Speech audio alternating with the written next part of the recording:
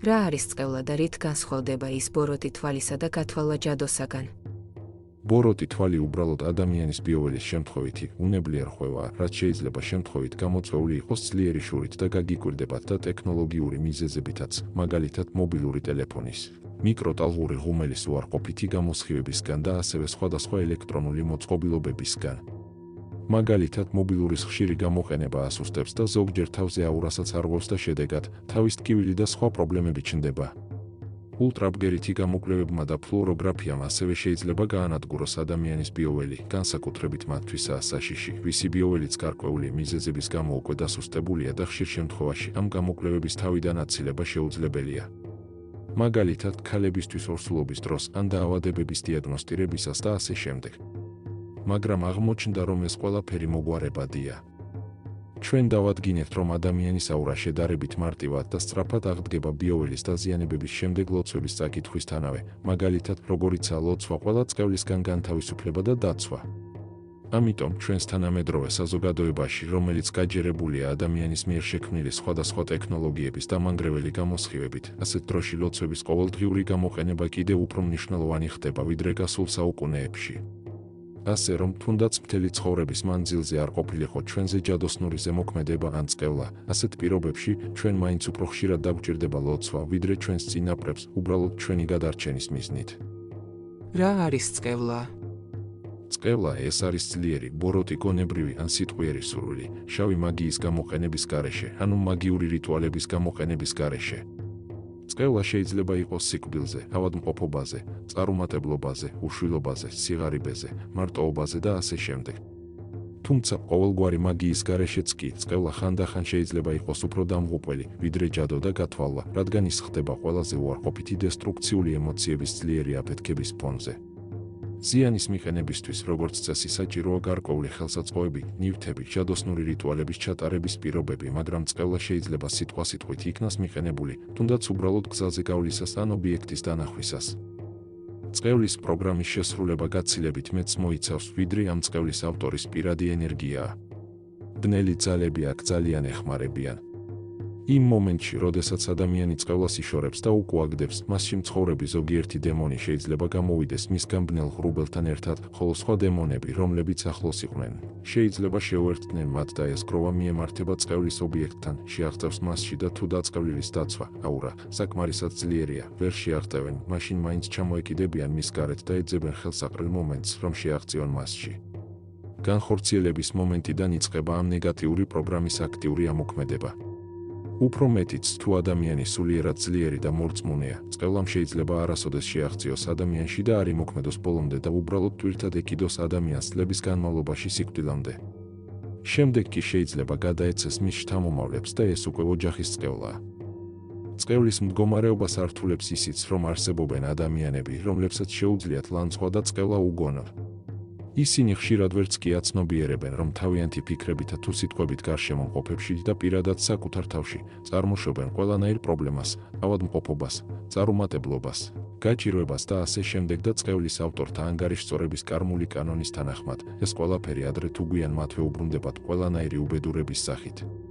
არიან ადამიანები, რომლებიც ჯერ კიდევ შორს არიან შავი მაგიისგან, მაგრამ იციან თავიანთი წყევლის ძალა და დრო და დრო საკმაოდ შეგნებულად იყენებენ თავიანთ ბნელ ძალას. ჯადოქრები და მისნები ხშირად შეგნებულად უგზავნიან წყევლას გათვალვასთან ერთად, რათა აუცილებლად მიაღწიონ მსხვერპლს. ძნელია ადამიანის პოვნა, ვისაც ერთხელ მაინც არ დაუწყევლია და არიან ადამიანები, რომლებიც ამას აკეთებენ ამა თუ იმ ფორმით ყოველდღე. წარმოგიდგენიათ, რა მძიმე წყევლის ტვირთს ატარებენ. რა არის გინება? გინება წყევლის სახეობაა. ბოლო წლების მეცნიერებამ, მაგალითად პეტრ გარიაევის კვლევამ ნათლად აჩვენა, რომ გინება ანადგურებს დმის სტრუქტურას და ლოცვას შეუძლია მისი აღდგენა. ადამიანები კოჭავენ საკუთარ თავს, სჯიან საკუთარ თავს და მთელ რასას, თუნდაც ყოველდღიური უხეში სიტყვებით.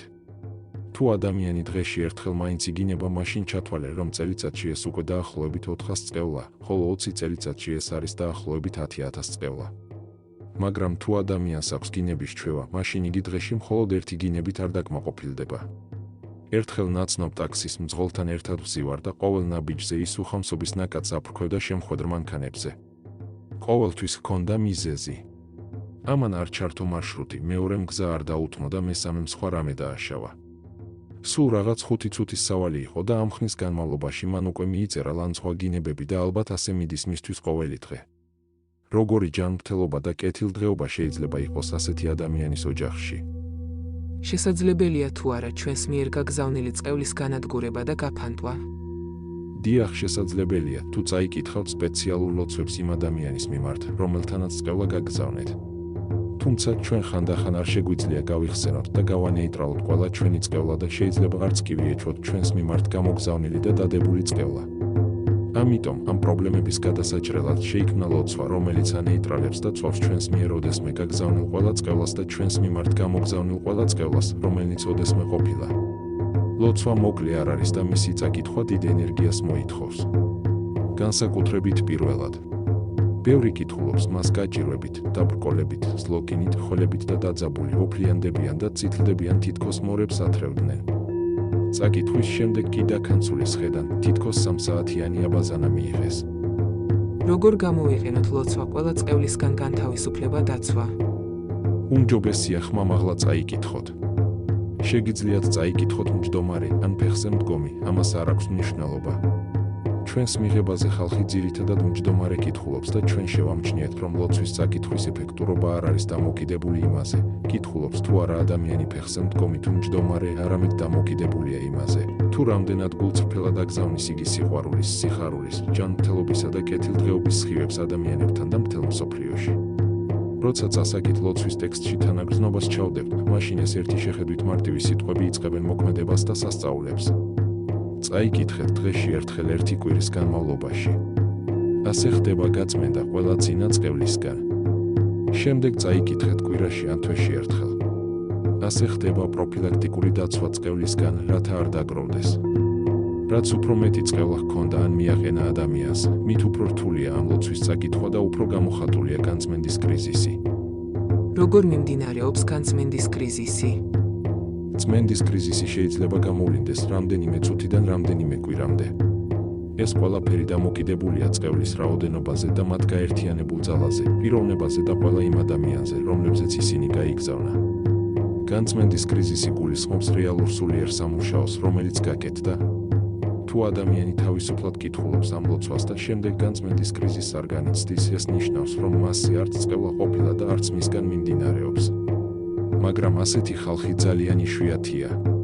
გამწმენდი კრიზისის ყველაზე გავრცელებული სიმპტომებია: თავის ტკივილი, მაღალი ტემპერატურა, ძნევის მომატება, ლეთარგია, თაუბრუსხვევა, აპათია, გულისრევა, ღებინება, კუჭის აშლილობა, სხეულის ტკივილი, ძილიანობა. როგორია ლოცვის შექმნის ისტორია? მაგალითად ქალბატონთან ჩვენი სამკურნალო სამუშაოს დასაწყისშივე ხშირად ვხვდებოდით სიტუაციებს, როდესაც შეუძლებელი იყო ადამიანებისგან ზიანის მოცილება, ვინც მან დააზიანა, რადგან ისინი ძალიან ძლიერი წყევლის ქვეშ იმყოფებოდნენ. ეს რთული ამოცანა იყო, რადგან ჩვენი სხვა ლოცვები თითქმის უშედეგო იყო ამ წყევლის წინააღმდეგ. ბევრი წყევლა არ მოშორდა, არც ენერგეტიკულ წმენდის და არც მზის მედიტაციის დროს. სავარაუდოდ ეს იყო ზუსტად კარმული გამომუშავების წყევლის შემთხვევები, ანუ წყევლა ადევს მას სარკისებური გამოსახულებების სახით, რაც მან ოდესღაც სხვა ადამიანებზე გააკეთა. შემდეგ მივხვდით, რომ საჭირო იყო სპეციალური ლოცვა, სადაც ადამიანი შეგნებულად უარს იტყვის თავის წყევლაზე და ამით წვავს ყველა წყევლას, რაც მასზეა. უნდა წაიკითხონ თუ არა ეს ლოცვა მათ, ვისაც არ ახსოვს დაწყევლა თუ არა ვინმე. ყველამ უნდა წაიკითხოს მინიმუმ 1 კვირა ყოველ დღე. შემდეგ კი სასარგებლო იქნება ამ ლოცვის წაკითხვა კვირაში ერთხელ ან თვეში ერთხელ პროფილაქტიკური მიზნით. თუ ყოველ დღე გაქვთ შეხება იმ ადამიანებთან, რომლებიც გწყევლიან, ზოგჯერ ეს ხდება თქვენს ოჯახშიც კი, მაშინ ამ ლოცვის წაკითხვა დღეში ერთხელ მოგიწევთ. მოკლედ მინდა აღნიშნო, რომ ადამიანები, რომლებიც ხშირად ავრცელებენ წყევლას გარშემო, არიან ადამიანები, რომლებიც ღრმად არიან შეპყრობილი ბნელი არსებებით და საჭიროებენ სასწრაფო განწმენდას ბნელი ძალებისგან. მათთვის, ვინც თვითონ დაწყევლა ვინმე, ეს ლოცვა ძალიან გამოადგება მათ მიერ გაგზავნილი წყევლის გასანეიტრალებლად. აქ არის კიდევ ერთი ნიუანსი. ადამიანები ხშირად იწყევლებიან, როცა წყობიდან გამოდიან, ბოროტდებიან, ან შოკში ან სტრესში როცა არიან, როცა გონება დაბინდულია და მაშინ ბნელი ძალები ადვილად ახერხებენ ხალხის თავის ნებაზე აყვანას, რათა აიძულონ ისინი ასე იწყევლონ.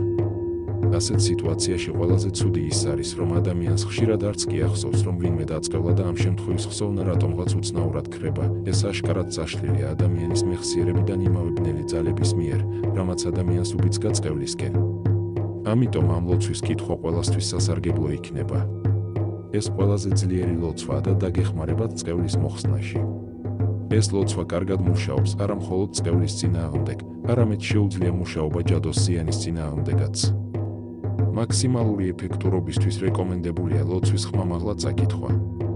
ლოცვის დროს სხეულის პოზიცია არ არის მნიშვნელოვანი, მაგრამ აზრები უნდა იყოს სუფთა და კონცენტრირებული ლოცვაზე. კარგია ლოცვის წაკითხვა ანთებული ეკლესიის სანთლით. პირველ კვირას 7 დღე, ლოცვა დღეში ერთხელ უნდა წაიკითხოთ უარყოფითი ენერგიების გასაფანტად. შემდეგ კი კვირაში ერთხელ უნდა წაიკითხოთ დაცვის შესაქმნელად, ხოლო შემდეგ თვეში ერთხელ მის შესანარჩუნებლად. ლოცვაში შეგვხვდებათ აბზაცები, რომელიც აუცილებელია სამჯერ გაიმეოროთ.